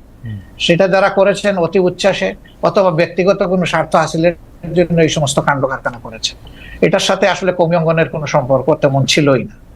2 নম্বর হচ্ছে, আপনি দেখেন যে তাদেরকে 22 সালের একটা ঘটনার পরে যেভাবে হাজার হাজার আলেমকে জেলে নেওয়া হলো এবং অত্যন্ত নিষ্ঠুর আচরণ তাদের সাথে করা হলো, বছরের পর বছর রাখা হলো, প্রবীণ আলিমদেরকে তাদের পায়ে বেড়ি পরানো হলো, হাতে হ্যান্ডকাপ লাগানো হলো, কোর্টে টানা এসা করে এইভাবে এক জেল থেকে আরেক জেলে এই অবস্থায় নেওয়া হলো। এটাকে কি বলবো, আপনি কি বলবেন, আমি কি বলবো? এটাকে নিষ্ঠুর রসিকতা না? হেফাজতে ইসলামীকে আপনি কি বলবেন? দাওয়াত দিয়ে হেফাজতে ইসলামীকে আপনি কি বলবেন? কওমি সার্টিফিকেটকে প্রচন্ড তারা চাপের মুখে ছিলেন। তারা যে সার্টিফিকেটটা পেয়েছেন এটা তো কোনো দয়ার দান নয়, তারা ওই দেশের মানুষ, তাদের একটা শিক্ষা ব্যবস্থা আছে, তারাও মানুষ গড়ার কারিগর। আপনারা যখন তাদের মানে মাদ্রাসাগুলো মানুষকে ভালো মানুষ উপহার দিচ্ছে, আপনারা যখন তারা মেইন স্ট্রিমে থাকবে না কেন? আপনারা যখন রাষ্ট্রীয় ক্ষমতা ছিলেন তখন দেন নাই কেন? তখন এই দাবিটা ছিল এবং অনেকটা ম্যাচিউরড পর্যায়ে ছিল। এই সরকার 15.5 বছর সময় নিয়েছে, যেভাবেই হোক। আমাদের সরকারটা তো মাত্র 5 বছরের জন্য ছিল, এটা সময় পেলে অবশ্যই তাদের এই দাবি পূরণ হবে। আচ্ছা, বামধারার রাজনীতিবিদরা ইন্টারেস্টিং বা বুদ্ধিজীবীরা অনেক সময় ডক্টর ইউনূসকে এনজিও বিদেশি মডেলের বাংলাদেশে এটি করতে চায়, এটি অনেক সময় বলে থাকেন। আবার ধর্মভিত্তিক অনেক রাজনৈতিক দল ওয়াজের সময় ক্ষুদ্র ঋণ জড়িয়ে ডক্টর ইউনূসের সমালোচনা করে থাকেন। শেখ হাসিনার মতো এরকম প্রায়, আমি যেটিকে বলি যে প্রায় অভব্য অশ্লীল ভাষায় সুদখোর বা এরকম না বললেও ওয়াজের সময় এগুলি নিয়ে অনেক কথাবার্তা বলে থাকে। জামায়াতে ইসলামী আসলে ক্ষুদ্র ঋণ, তারপরে হচ্ছে যে এইরকম একটি ব্যাংক ব্যবস্থা বা এনজিওর কাজকর্মকে কিভাবে দেখে, কিরকম করে দেখে? আচ্ছা দেখেন, উনি কি শুধু সুদী ব্যবস্থা ব্যাংক পরিচালনা করেন? বাংলাদেশে আর কোনো ব্যাংক নাই এরকম? না, এটা তো ডক্টর শফিকুর রহমান, আপনি তো অসাধারণ বিতর্কে, এটা তো সোফিস্টদের মতো হলো, প্রশ্নের বিপক্ষে প্রশ্ন। লোকরা, জি, সেই ব্যাংকে যারা সার্ভিস হোল্ডার এবং যারা ডিরেক্টর, তারা যদি মেইন স্ট্রিম রাজনীতি করার অধিকার রাখেন, ইউনূস সাহেবের সমস্যাটা কোথায়? আমি তো সমস্যার কথা বলছি না, আমি বলছি জামায়াতে ইসলামীর অবস্থানটা কি। আমার কোনো সমস্যা নাই, আমি তো আমার সবচেয়ে পছন্দের লোক ডক্টর মোহাম্মদ ইউনূস। আমরা আসলে যে কোনো ধরনের ফতোয়াবাজির পক্ষে আমরা না। হ্যাঁ, মানুষ ভুল করবে, আপনি তার পজিটিভ ক্রিটিসিজম করেন, তাকে সংশোধন করার চেষ্টা করেন, তাকে ভালোভাবে বলেন, আপনি যে ফিলিংসটা আপনি ক্যারি করেন সেই ফিলিংসটা তাকে পার্সু করেন, কিন্তু তাই বলে আপনি তির্যক ভাষায় তাকে কিছু বলবেন, এটা তো আসলে মানায় না। আচ্ছা, সাবেক প্রধানমন্ত্রী শেখ হাসিনা এখন ভারতে রয়েছেন। আমি বারবার বলি, আমি পার্সোনালি মনে করি বাংলাদেশে যত দুর্বৃত্তপনা রয়েছে সব কিছুর জন্যই আসলে শেখ হাসিনার সাজা হতে পারে, শাস্তি হতে পারে, বিচার হতে পারে। কিন্তু মোদি সরকারের সঙ্গে আমরা দেখতে পাচ্ছি যে ডক্টর ইউনূস সরকারের সম্পর্কে ঘনিষ্ঠতা নেই, যতটা ছিল হচ্ছে শেখ হাসিনা সরকারের সঙ্গে তার ঘনিষ্ঠতা। বাংলাদেশের অনেকের দাবি শেখ হাসিনাকে বাংলাদেশে ফিরিয়ে এনে তাকে আসলে বিচারের মুখোমুখি করতে হবে। ডক্টর ইউনূস সরকারের সঙ্গে আমরা বরং পাকিস্তানের ঘনিষ্ঠতা বাড়ার লক্ষণ আমরা দেখতে পাচ্ছি। কিন্তু সম্প্রতি আপনারা অর্থাৎ জামায়াতে ইসলামী ভারতের সঙ্গে বন্ধুত্ব করার আগ্রহ দেখিয়েছেন, ভারত কি কোনো সাড়া দিয়েছে, নাকি এই বন্ধুত্ব করার আগ্রহটা নিয়ে একটু আপনার কাছে শুনতে চাই যে এটা আসলে কিরকম? অনেক ধন্যবাদ আপনাকে। বাংলাদেশের সংবিধানে আপনি আইন নম্বরের একজন মানুষ ছিলেন এবং আপনার ভালো করে জানা আছে, আমাদের সংবিধানে পরিষ্কার লেখা আছে যে বিশ্বের সবগুলা শান্তিকামী গণতান্ত্রিক দেশের সাথে আমাদের বন্ধুত্বপূর্ণ সম্পর্ক থাকবে। এটা শুধু ভারতকে আলাদাভাবে বলা হয়নি, কিন্তু ভারত আমাদের নিকটতম প্রতিবেশী, বৃহৎ প্রতিবেশী। আমি তাদের সাইজ সংখ্যার দিক থেকে বলছি না, আমাদের সাথে তাদের বর্ডার তা সবচেয়ে বেশি। অল্প একটু আছে মায়ানমার, বাকিটা আমাদের ব্যাপার। তো এই জায়গায় আমার প্রতিবেশী তো আমি বদলাতে পারবো না, যে কথাটা আমি সব সময় বলবো, প্রতিবেশী তো আমার প্রতিবেশী থাকবে। প্রতিবেশী যদি শান্তিতে থাকে আমিও শান্তিতে থাকবো, আমি যদি অশান্তিতে পড়ে যাই আমার প্রতিবেশীও শান্তিতে থাকতে পারবে না।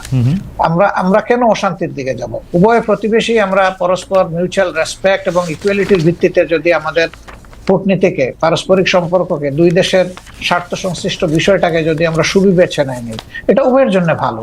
সেই দৃষ্টিকোণ থেকে আমি আলাদা করে ভারতের কথা বলিনি, আমি সবার কথাই বলেছি। এবং যেহেতু তারা আমাদের নিকটতম প্রতিবেশী, সেই কারণে আমরা প্রতিবেশীর সাথে তাদের পক্ষ থেকে আমাদের পক্ষ থেকে দুই দিক থেকেই সুপ্রতিবেশী সুলভ আচরণটা আমরা পছন্দ করি, দেখতে চাই। মুক্তিযুদ্ধ একটি প্রসঙ্গ, আপনি আসলে খুবই ফরওয়ার্ড লুকিং মানুষ, কিন্তু আসলে আমাদের ইতিহাস দাঁড়িয়ে থাকে বর্তমানের উপর ভিত্তি করে, বর্তমানটা আবার ভবিষ্যতের ভিত করে দেয়। সেই জন্য আমি এটা বলতেছি। আপনি বলতেছিলেন যে আপনি আসলে আর কোনো বিভেদের রাজনীতি বাংলাদেশে হোক সেটি আপনি চান না, কিন্তু আপনি এখন দেখতে পাচ্ছেন যে যারাই মুক্তিযুদ্ধের, আমি বলতে চাই না যে আওয়ামী লীগ মুক্তিযুদ্ধের সপক্ষে ছিল, কিন্তু যারাই মুক্তিযুদ্ধের কথা বলেছেন তাদেরকে এমনকি কবরে গিয়েও আক্রমণ করা হচ্ছে, তাদেরকে আসলে গ্রেপ্তার করা হচ্ছে। বলা হচ্ছে যে মানে আমরা এই বিষয়গুলিকে আসলে কিভাবে ব্যাখ্যা করব, মানে যেহেতু তারা আওয়ামী লীগ সরকারের পক্ষে ছিল, বা মুক্তিযুদ্ধ তো আওয়ামী লীগ সরকারের একলান না, কিন্তু তারা আসলে বিভিন্ন ধরনের এইসবের সম্মুখীন হচ্ছেন। এইটিকে আপনি আর আসলে কিভাবে দেখেন?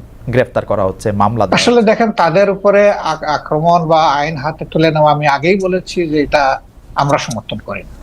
কিন্তু কেউ যদি পারপিট্রেটর হয়, যদি মানুষের উপর জুলুম করে, মানুষের অধিকার নষ্ট করে, যদি দেশের টাকা লুণ্ঠন করে বিদেশে পাচার করে, তাহলে তার তো বিচার হতে হবে, তার বিচার হওয়াটা উচিত। এটা এ কারণে নয় যে তিনি মুক্তিযুদ্ধের পক্ষের বা বিপক্ষের, বরঞ্চ যদি কেউ কিছু করে থাকে তাদের অন্যায় আচরণের কারণে তাদের সাথে এটা হচ্ছে।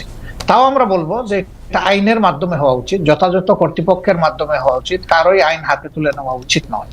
এই জন্য আমরা এবারকার চেঞ্জের সাথে সাথেই আমরা একটা আহ্বান জানিয়েছিলাম যে আমরা আইন হাতে তুলে নেব না এবং আমরা কোনো প্রতিশোধ নেব, বরঞ্চ আইনের কাছে আমরা যদি কাউকে মনে করি যে সে অপরাধী বা দুষ্কৃতিকারী, আমরা আইনের কাছে তাকে তুলে দিতে সহায়তা করব।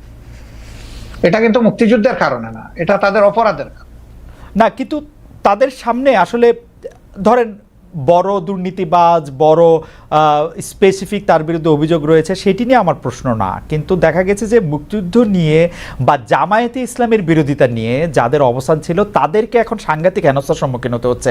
আপনারা বলছেন যে আপনারা প্রতিশোধ পরায়ণ নন, কিন্তু আমরা এক ধরনের প্রতিশোধ পরায়ণতাকে এর মধ্যে দেখতে পাচ্ছি না। বারবার বলাও হচ্ছে, মানে সোশ্যাল মিডিয়া খুলে আমরা দেখি যে তখন জামায়াতে ইসলামকে বলেছে। এর সাথে আমাদের একজন সমর্থক জড়িত, নেতা কর্মী জড়িত থাকা তো দূরের কথা, একজন সমর্থক জড়িত নেই। ওকে, একটা এই প্রসঙ্গে আসি ডক্টর শফিকুর রহমান, যে রাজাকার বিষয়ক শেখ হাসিনা একটি বক্তব্য কেন্দ্র করে ছাত্র আন্দোলনের মোড় ঘুরে গিয়েছে, এটি অনেক বিশ্লেষকই বলছেন। আমাদের মাত্র 2 মাসের মতো সময় হয়েছে, আরও যদি সময় পরে সেটির আমরা একটা নিশ্চয়ই তাত্ত্বিক একটি পটভূমি পাবো। তিনি পালিয়ে যেতে বাধ্য হয়েছেন। সম্প্রতি আমরা দেখেছি যে বৈষম্য বিরোধী যারা ছাত্র আন্দোলনের সমন্বয়ক রয়েছেন তারা বলছেন স্বৈরাচার শেখ হাসিনা বক্তব্যের প্রতিবাদে তারা নিজেদের রাজাকার বলেছিলেন। সেখানে তারা বলেছিলেন কে বলেছে স্বৈরাচার, কিন্তু রাজাকার বিষয়টি তারা ধারণ করতে চান না। কিন্তু আমরা দেখেছি যে জামায়াত ইসলামের বিভিন্ন সমাবেশে আমরা রাজাকার স্লোগান পাচ্ছি। এ থেকে আপনারা আসলে কি বার্তা দিতে চান? আমি আরো স্পেসিফিকলি বলি, সম্প্রতি টাঙ্গাইলে আপনার জনসভায় আপনার বক্তব্য চলাকালেই কর্মীরা স্লোগান দিয়েছে তুমি কে আমি কে, রাজাকার রাজাকার। আমি এটা শুনি নাই, আমি ছিলাম, আমি শুনি নাই। আপনি শুনে থাকলে আপনাকে ধন্যবাদ। এখানে আমার বক্তব্য একদম পরিষ্কার, জি একদম পরিষ্কার। দেখেন, রাজাকার যদি গালি হয়ে থাকে তাহলে এটা আওয়ামী লীগের মানে ক্রেডিটে পড়বে। রাজাকার যদি এটা বুলি হয়ে থাকে তাও আওয়ামী লীগ সৌভাগ্যবান। আওয়ামী লীগেরই মিনিস্টার আকম মুজাম্মল হক সাহেব, মুক্তিযোদ্ধা বিষয়ক মিনিস্টার, তিনি একটা তালিকা করেছেন রাজাকারের। সেখানে সবচেয়ে কোন দলের পাতে বেশি পড়েছিল? আপনি তো সচেতন সাংবাদিক, আপনি আমাকে একটু বলে সাহায্য করেন। আমি অবশ্য রাজাকারের তালিকা দেখি নাই, কিন্তু আমি শুনেছি যে এতে আওয়ামী লীগের অনেকেই সেই তালিকার মধ্যে অন্তর্ভুক্ত ছিল, যারা আওয়ামী লীগ পরে সক্রিয়। অনেকে না, যে তালিকাটা হয়েছে এটার 8 ভাগের 7 ভাগ তাদের একার পাতে পড়েছে। এটা কি এমন হতে পারে যে আপনাদের দলের লোকেরা আওয়ামী লীগে জয়েন করেছে, নাকি আওয়ামী লীগে তারা পরিষ্কার করলো না কেন? আমি জানি না, আমি জানি না, তারা হয়তো পরিষ্কার করতে পারতো। তাইলে যে দলে যেভাবেই হোক, যে দলে রাজাকার সবচেয়ে বেশি সেটা হবে রাজাকারের দল। ভালো হইলো তাদের ক্রেডিট, মন্দ হইলো তাদের লাইবিলিটি। কিন্তু আপনার দলের মধ্যে থেকে একটা আছে না একটা শফিকুর রহমান, আপনি আপনার রাজনৈতিক মতবাদ, রাজনৈতিক আদর্শ, আপনি যেভাবে চলছেন, যেভাবে বলছেন, তার বিপরীত আদর্শেরও অনেক কিছু কি আমরা আসলে দেখতে পাচ্ছি, যেটা অনেক সময় আপনার কাছে আমি জানি না কাম্য মনে হচ্ছে না। যেমন ধরেন ঢাকা বিশ্ববিদ্যালয়ে বহিরাগত বলে সম্প্রতি একটি ছেলেকে পিটিয়ে মারা হলো, বা তাকে চোর বলে এটি বলে জাহাঙ্গীরনগর বিশ্ববিদ্যালয়ে তো একজনকে মারা হলো, বলা হলো যে সে আসলে ছাত্রলীগের কর্মী বা নেতা। এই বিষয়গুলিকে আসলে আপনারা কিভাবে দেখছেন? মানে এটি কেন হচ্ছে বলে আপনার মনে হয়? আমরা মোটেই ভালোভাবে দেখি না। এটা যারাই করুক, এটা তারা সঠিক করে নাই। তাদেরকে আইনের আওতায় আনা উচিত, চিহ্নিত করে এরা কারা। এই বৈষম্য বিরোধী ছাত্ররা জাহাঙ্গীরনগর বিশ্ববিদ্যালয়ে নিজেরা মিছিল করে দাবি জানিয়েছে যে এরকম যারা আছে তাদেরকে আইনের আওতায়, আমি তাদের সাথে একমত, তাদেরকে আইনের আওতায় আনা উচিত। যেই করুক, আমি করলে আমাকেও নেব, আপনার কাছে আপত্তি নেই। আপনার কাছে কি সরকারকে একটু দুর্বল সরকার মনে হচ্ছে? মানে এই দাবি জানাতে হচ্ছে কেন? একটা মিসক্রিয়েন্ট ঘটবে, সরকার গ্রেফতার করবে বা করবে না, সেটা তো একটা স্বাভাবিক ঘটনা হওয়া উচিত। এই সরকার কি একটু মানে আপনার কাছে কি মনে হয় যে আপনি একটা রাজনৈতিক নেতা হিসাবে এই সরকার কি একটু দুর্বলতা দেখাচ্ছে, নাকি সরকার সময় নিচ্ছে? কি মনে হয় আপনার? আপনি যেটা বলেছেন যে দাবি কেন জানাতে হবে, সরকারের মেশিনারি তো অটোমেটিক্যালি এটা ফাংশন করবে, এটা হওয়া উচিত। কিন্তু দাবিকেই প্রথম, আগে নির্বাচিত বা পলিটিক্যাল গভর্নমেন্ট যারা ছিলেন তাদের কাছে বিভিন্ন দাবি মানুষ উত্থাপন করে না এই সমস্ত বিষয়, তাহলে এটাকে আমি আলাদাভাবে দেখবো কেন? এটা দেখার কোনো কারণ নাই। কিন্তু সামগ্রিকভাবে যদি আপনি বলেন, যেহেতু তারা কোনো রাজনৈতিক দল দ্বারা গঠিত বা জোট দ্বারা গঠিত সরকার নন, এবং যেহেতু 15.5 বছরের অনেক জঞ্জাল জমা হয়েছে, তাদেরকে সেই জঞ্জাল সরাতে গিয়ে তো অবশ্যই তাদেরকে এক্সট্রা এফোর্ট দিতে হয়েছে। এখানে দুর্বলতার কোনো ব্যাপার আমি দেখছি না, বরঞ্চ তারা আস্তে আস্তে ফাংশনিং হচ্ছেন এবং সামনের দিকে তারা আগাচ্ছেন। কিন্তু জনগণের প্রত্যাশা, আমারও প্রত্যাশা এর চেয়েও বেশি। অনেকেই বলছেন যে জামায়াতের, আমি যেই প্রশ্ন দিয়ে শুরু করেছিলাম সেই প্রশ্নের প্রসঙ্গ ধরে আমি আসলে শেষ করতে চাই। অনেকেই বলছেন যে জামায়াতে ইসলামীর যারা কোর সাপোর্টার তারা আসলে নিয়োগ পাচ্ছেন খুবই খুবই খুবই খুবই খুবই যেগুলিকে বলে কি পয়েন্টগুলিতে, এবং ভবিষ্যতে বাংলাদেশের চেহারাটা কেমন হবে সেটি হয়তো জামায়াতে ইসলামী ঠিক করে দিতে চাচ্ছে বা ঠিক করছে। আপনার কাছেও কি সেরকম মনে হয় যে আপনারা একটা বড় ছক খাচ্ছেন, যেই ছকের মধ্যে আসলে বাংলাদেশের সাহিত্য, সংস্কৃতি, শিল্প, রাজনীতি এটি বা অর্থনৈতিক কাঠামোটিও একটি রূপ পায়, এবং সেটি জামায়াতের মতো করে একটি ছক? কি না, আমি এইভাবে দেখছি না, বরঞ্চ আমি দেখছি যে জনগণ হিসাবে যেই কম্পিটেন্ট হোক তার আসল জায়গায় যাওয়া উচিত। যদি একজন মানুষের পটেনশিয়াল থাকা অবস্থায় রাষ্ট্রকে সার্ভিস দিতে না পারে, তাকে যদি ডিপ্রাইভ করা হয়, তাইলে এই ডিপ্রাইভ লোকটা যে দলের যে ধর্মেরই হোক না কেন তার প্রাপ্যটা তাকে দেওয়া উচিত। এতে দুটো লাভ, সে তার প্রাপ্য পেলো আর রাষ্ট্র একজন কোয়ালিটি মানুষের সার্ভিস পেল। এই দিক থেকে যদি একই দল থেকে মানে কোয়ালিফাই করে, সে ফর এক্সাম্পল মনে করেন যে গণ অধিকার পরিষদ, তাদের দল থেকেও যদি কোয়ালিফাইড মানুষ চলে আসে, আমার এখানে তো আপত্তি থাকার কথা না। ওকে ওকে, এইটা একদম শেষ প্রশ্ন করি ডক্টর শফিকুর রহমান, সেটা হচ্ছে জামায়াতের নির্বাচনী স্ট্র্যাটেজি নিয়ে নিশ্চয়ই আপনারা ভাবছেন, এটা নিশ্চয়ই অনেকখানি গোপনও রয়েছে, এই মুহূর্তে হয়তো আপনারা রিভিলও করবেন না, কিন্তু আমি আপনার কাছে শুধু জানতে চাই যে জামায়াত কি এইবার জোটবদ্ধভাবে নির্বাচন করবে, একক নির্বাচন করবে? জামায়াত যদি এককভাবে নির্বাচন করে তাহলে জামায়াত কি চাইবে যে বিএনপির পাশাপাশি একটি তৃতীয় দল যারা আবার একটু এন্টি বিএনপি তারা থাকুক, তারা একটু মারামারি করুক, তাতে একটু ভোটের সুবিধা হোক, এই তৃতীয় দল হিসেবে জামায়াত কি চাইবে তাহলে আওয়ামী লীগ নির্বাচনে আসুক? মানে আমরা এভাবে ইনফারেন্স টানতে পারি কিনা? না না, আমি তো আগেই বলেছি যে আওয়ামী লীগ কিভাবে রাজনীতি করবে আগে তারা ঠিক করবে। যারা একটা গণহত্যা ঘটিয়েছে, এখনো তাজা রক্ত ভাসতেছে, এখনো হাজার হাজার ছাত্র ছাত্রী যুবক শ্রমিক এখনো আহত হয়ে কাতরাচ্ছে হাসপাতালের বেডে, তারা কিভাবে নির্বাচন করার চিন্তা করবে? তারা জনগণের বিপক্ষে দাঁড়িয়ে কার ভোটে তারা নির্বাচিত হবে? তারা তো জনগণের বিপক্ষেই দাঁড়িয়েছে, আগে তো এই জায়গাটা তাদের সেটেল করতে হবে। তারা এখন কিভাবে নির্বাচন করবে এটা তো আমার বুঝে আসে না। আর আমরা তাদেরকে প্রমোট করবো, এলাও করবো, প্রশ্নই উঠে না। কারণ এই 15.5 বছরের সবচেয়ে নির্যাতিত বড় নির্যাতিত দলের নাম হচ্ছে বাংলাদেশ জামাত ইসলামী। এই দলের একজন করে 11 জন শীর্ষ কেন্দ্রীয় নেতা, 2 জন সাবেক আমির সহ জুডিশিয়াল কিলিং বলেন আর যে পারপাসেই বলেন, অত্যন্ত মানে কনকক্টেড একটা ট্রায়ালের মাধ্যমে তাদেরকে শেষ করে দেওয়া হয়েছে, আর তো কারোই ক্ষতি হয়নি। কিন্তু 2 নম্বর হচ্ছে আমাদের সবগুলা অফিস ছিল সিলগালা করা। কিন্তু 3 নম্বর হচ্ছে যে আমরাই একমাত্র সৌভাগ্যবান বা দুর্ভাগ্যবান দল যাদের উপর ঝাল মিটাইতে গিয়ে আমাদের নেতাকর্মীদের বাড়ি বোল্ডোজার দিয়ে ভাঙা হয়েছে, এটা কিন্তু আর কারো বাড়িতে যায়নি। 4 নম্বর হচ্ছে যে এই আন্দোলনের সবচেয়ে ওয়ার্স্ট ভিকটিম আমরা, যে শেষ মুহূর্তে এসে আগস্টের 1 তারিখ আমাদেরকে নিষিদ্ধই ঘোষণা করে দিল। এরকম একটা দল কিভাবে চাইবে যে দলটা এত সন্ত্রাস এত ফেসিজম চালাইলো তারাই আবার এসে জনগণের এখানে স্পেস নোক? আমরা তো এটা চাইতে পারি না, মরালি চাইতে পারি। ডক্টর শফিকুর রহমান, আপনার কাছে কি মনে হয় না আপনি যেই জায়গা থেকে আওয়ামী লীগের কথা বলছিলেন, নির্যাতনের কথা বা অন্য ইয়ার কথা, সেই ক্ষেত্রে সেই রাগ জামাতে ইসলামের বা সেই ক্ষোভ বা সেই হতাশা জামাতে ইসলামের অন্য রাজনৈতিক দলের উপর থাকতে পারে, বিশেষ করে বিএনপির ক্ষেত্রে যখন আপনাদের উপর এই রকম যেটাকে আপনি নির্যাতন বলছেন সেটি চলছিল, বিএনপি তো সেই অর্থে প্রতিবাদ জানায় নাই, আপনাদের কি রাগ বিএনপির উপর আছে তাহলে? একটু না, আমাদের কোনো রাগ নাই, প্রত্যাশা ছিল। সব প্রত্যাশা সবসময় পূরণ হয় না, এই জন্য মাইন্ড করতে নাই। আর আপনি রাজনীতি অনেক বড় পরিসরের বিষয়, পারিবারিক ব্যক্তিগত অথবা আপনার পেশাগত জীবনেও আপনার সব প্রত্যাশা চাইলেই আপনার পূরণ হবে না, এই জন্য অনেক সময় ধৈর্য ধরার প্রয়োজন। আর এই ক্ষেত্রে মন যত বড় করা যাবে ততই লাভ, লস নাই। ডক্টর শফিকুর রহমান, আপনাকে অনেক ধন্যবাদ।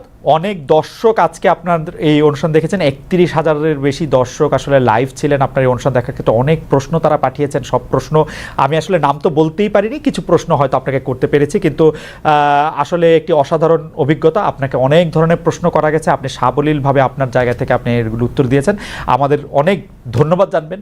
কারণ আমার কাছে মনে হয় দর্শকরা যদি এই অনুষ্ঠানটি আবারও দেখেন তাহলে দেখবেন যে এমন কোনো প্রশ্ন নাই যে প্রশ্ন আসলে ডক্টর শফিকুর রহমান উত্তর দেন নাই, তিনি তার প্ল্যাটফর্ম থেকে তিনি উত্তর দিয়েছেন। আপনি আমার মানে এটা রিপিটেড, এটা কয়বার বললাম আমি জানি না, আরো কয়েকবার বলতে চাই। আপনাকে অনেক অনেক ধন্যবাদ এবং আমাদের কৃতজ্ঞতা। এবং আপনাকে অনেক ধন্যবাদ, এবং আপনার এই আমাদের এই জেনারেশনের দ্বিতীয় স্বাধীনতার বাংলাদেশে আপনাকে স্বাগতম জানানোর জন্য আমরা অপেক্ষমান, কারণ যুদ্ধ কিন্তু আপনিও করেছেন স্বৈরাচারের বিরুদ্ধে। আমি আপনাকে আবারও ধন্যবাদ জানিয়ে এবং দর্শকদের ধন্যবাদ জানিয়ে আজকের অনুষ্ঠান আমি শেষ করতে চাই। আমরা নিশ্চয়ই দর্শকরা দেখবেন, এই অনুষ্ঠানটির মধ্যে অনেকগুলি প্রশ্নের জবাব ডক্টর শফিকুর রহমান দিয়েছেন, জামাতের রাজনীতি থেকে শুরু করে জামাত 71 সাল সম্পর্কে কীভাবে অন্যান্য সব কিছু বিষয়ে আসলে কথা বলতে চেষ্টা করেছেন। আগামী সপ্তাহে আমরা আবারও আসবো আপনাদের সামনে, হয়তো নতুন কোনো অতিথি নিয়ে। সে পর্যন্ত আপনাদের সবাইকে অনেক অনেক ধন্যবাদ।